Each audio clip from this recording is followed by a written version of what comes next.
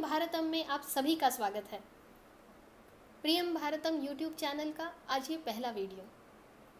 जैसे किसी भी शुभ कार्य की शुरुआत हम भगवान गणेश की आराधना करके करते हैं, उसी तरह इस यूट्यूब चैनल का ये पहला वीडियो भगवान गणेश को समर्पित। भगवान गणेश, गणपति, विनायक, लंबोदर, कई नाम से जाने जाने वाले ये भगवान भारत के हर राज्य में इनकी पूजा की जाती है। बिल्कुल उत्तर से लेकर दक्षिण तक, पूर्व से लेकर पश्चिम तक हर राज्य में इनकी अर्चना होती है, इनकी आराधना होती है। पर क्या हम जानते हैं गणेश, यह देवता, यह संकल्पना हमारे वैदिक धर्म में कब आई होगी?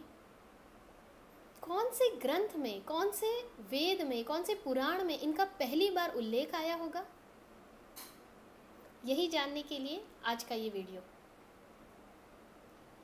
वैदिक धर्म का सबसे प्राचीन ग्रंथ है ऋग्वेद। क्या ऋग्वेद में भगवान गणेश की संकल्पना आई है? जी हाँ, भगवान गणेश की मूल संकल्पना हमारे प्राचीनतम ग्रंथ, जो अभ्यासकों का कहना है 8 से 10,000 वर्ष पुराना ग्रंथ है, उसमें आई है।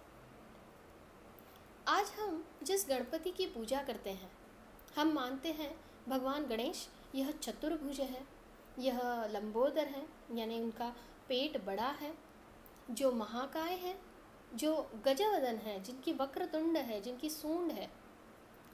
ऐसे जिस मूर्त रूप का, ऐसे जिस सगुण रूप की हम पूजा करते हैं, इस रूप का वर्णन ऋग्वेद में नहीं आया है।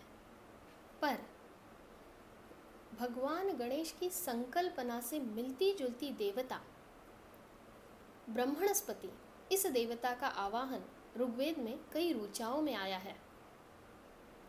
ऋग्वेद के दूसरे मंडल की 23वें सूक्त की पहली ऋचा, ओम गणानां त्वां गणपतिं हवामहे कविं कवीनाम् उपम श्रवस्तमं ज्येष्ठराजं ब्रह्मणां ब्रह्मणस्पद आनः शृण्वन्नोतिभिः सिद्धसादनम्। या यजुर्वेद में आया हुआ ओम गणानां त्वा गणपतिं हवामहे प्रियाणां त्वा प्रियंपति हवामहे निधीनां त्वा निधिपतिं हवामहे वसोः मम आहम जानी गर्भधम त्वम जासी गर्भधम।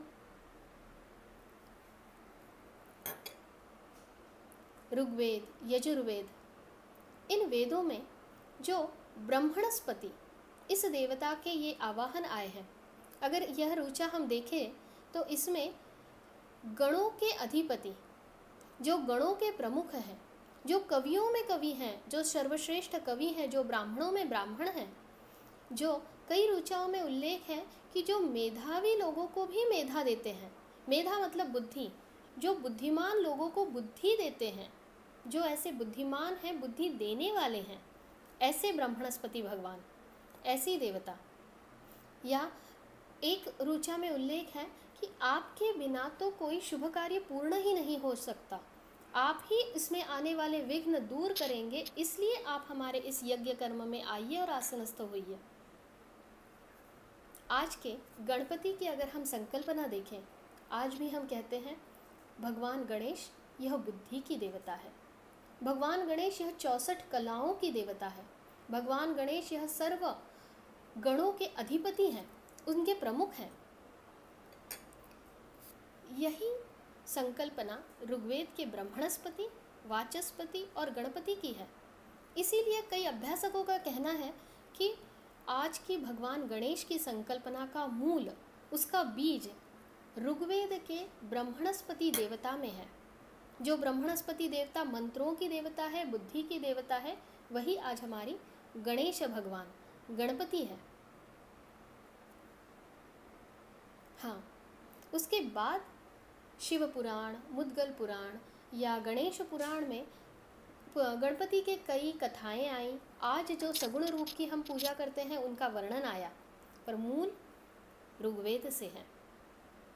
आज हम कह सकते हैं भगवान गणेश, हम 10,000 सालों से इस देवता की पूजा करते हैं। इस तथ्य को और एक रूप से देखा जाए तो मुझे हमेशा लगता है कि यह अभिमानास्पद है हर वैदिक धर्म मानने वाले के लिए। अगर हम आज कोई भी एक न्यू ईयर जैसे रिजोल्यूशन लेते हैं, कोई भी एक व्रत करते हैं, अगर जनवरी में रिजोल्यूशन ले तो फरवरी में हमारा रिजोल्यूशन ख़त्म हो जाता है, पूर्ण नहीं कर सकते। कोई संस्था चालू करते हैं तो 50 वर्ष, 60 वर्ष, 100 वर्ष, ज़्यादा से ज़्यादा 200, 300, 400 वर्ष। पर वैदिक धर्म में आई हुई यह संकल्पना एक नहीं, दो नहीं, 10,000 वर्षों से आई है।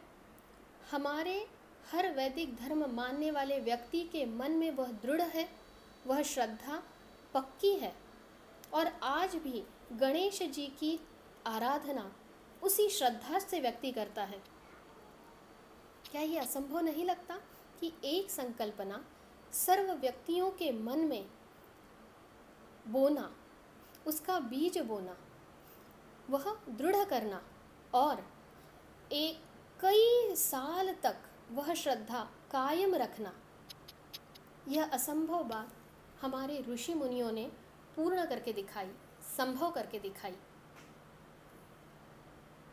जब तक कोई भी संकल्पना उतनी शक्तिशाली ना हो, उतनी तपस्वी ना हो, उतनी उसे देने वाले तपस्वी ना हो, उनका तपश्चर्या, उनका ज्ञान, वह संकल्पना की शक्ति, यही इतने सालों तक दृढ़ हो सकती है। हमारे ऋषि मुनियों ने उद्धृत किए हुए मंत्र आज भी हम कहते हैं। अथर्व वेद में जो बाद में उत्तर भाग में परिशिष्ट जोड़ा गया अथर्व शीर्ष, आज गणपति की आराधना करते वक्त हम वह अथर्व शीर्ष बोलते हैं, उसका पठन करते हैं। हम कहते हैं त्वं प्रत्यक्षं ब्रह्मासि त्वं ज्ञानमयो विज्ञानमयोसि। हम भगवान गणेश को कहते हैं आप ही ज्ञान रूप हो, आप ही विज्ञान रूप हो, आप ही ब्रह्म स्वरूप हो। यह संकल्पनाएं उतनी दृढ़ है, उतनी पक्की हैं, उतनी सखोल हैं, इसीलिए वो आज हजारों वर्ष भारत में कितने स्थित्यंतरें आई होंगी।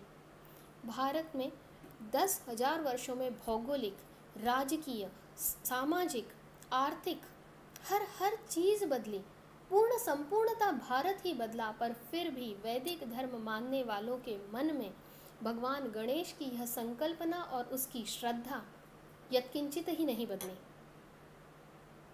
यही शक्ति है हमारे ऋषि मुनियों की, हमारे इस धर्म की, और इसीलिए जब हम यह विचार करते हैं तो मन में आता है प्रियम भारतम।